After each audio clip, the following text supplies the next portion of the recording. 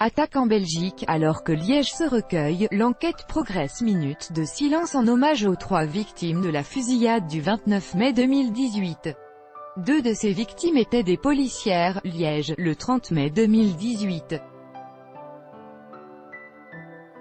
Reuters, Iverman. Les Liégeois se sont réveillés en deuil, ce mercredi 30 mai 2018, encore choqués par les événements d'à la veille, la mort de 2 policières et d'un jeune homme de 22 ans dans la ville de Liège. Le parquet fédéral a organisé une conférence de presse à Bruxelles au sujet de l'enquête en cours sur cette attaque, dont l'assaillant ne s'est pas sorti non plus. L'État islamique l'a revendiqué via son agence de propagande. Les hommages se multiplient en Belgique. L'hôtel de ville de Liège a même ouvert un registre de condoléances, et une minute de silence a été organisée devant le bâtiment ce mercredi, en présence d'une foule de Liégeois et de tous les corps constitués de la ville, notamment la police. Écoutez le reportage de notre envoyé spécial Pierre Benazet en bas de cet article. Ce 30 mai dans la soirée, l'État islamique, EI, a revendiqué l'attaque via son agence de propagande.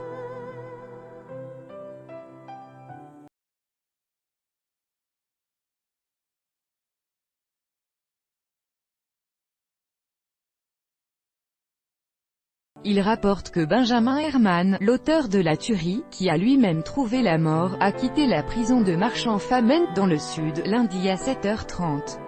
Il bénéficiait d'une permission de sortie. Il devait regagner sa cellule le mardi à 19h30, mais il a préféré se rendre dans le centre de Liège et tuer 2 policières et un étudiant. Examen toxicologique en cours. La magistrate Wenke Roggen, porte-parole du parquet fédéral belge, confirme que la piste de l'attentat terroriste est privilégiée. Parmi ses premiers éléments figure le modus operandi auquel l'EI appelle régulièrement sur Internet, c'est-à-dire attaquer des policiers.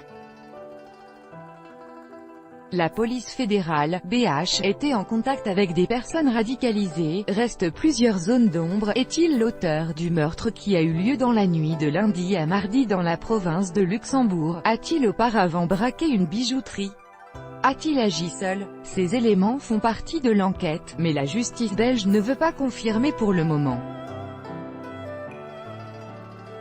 Un examen toxicologique est en cours pour voir si l'assaillant était sous l'emprise de drogue lors des faits.